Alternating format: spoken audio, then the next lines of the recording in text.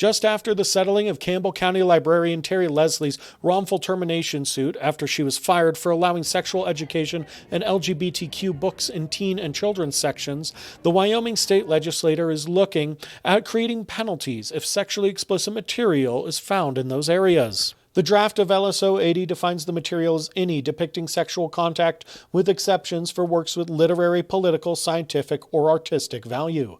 The law would require libraries reorganize and police those sections to avoid fines and litigation. The reorganization could cause some logistical problems for the library, like having to read every single book that comes through the doors to make sure it doesn't contain offending material. If we have to start pulling things from the children's department and putting them in the adult department, and then also policing that to keep children out of that department, there's only so much capacity and space that we have to do that and to staff something like that.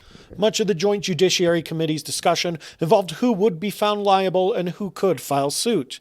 However, Republican Representative Tom Kelly did propose lowering the $50,000 fine to $500, saying he worried it would conflict with the bill's purpose. The committee voted in favor of lowering the fine. The purpose of this bill is to empower parents and communities to have more control over what's in their libraries, not to punish libraries or shut them down or punish librarians. Though the Natrona County Library feels families should decide what their children read, not the state. They also already have systems in place to review books parents object to. We want parents to be those involved folks in their children's life. It shouldn't be our responsibility to tell their children what they can and can't read. There's also some concern that restricting what books children and teens can read may do more harm than good. Labeling certain content as inappropriate or not for younger readers, it creates an environment of fear.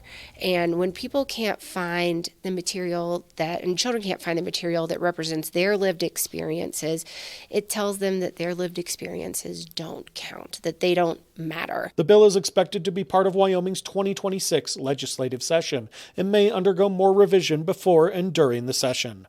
Duncan Cowan, Your Wyoming Link, Casper.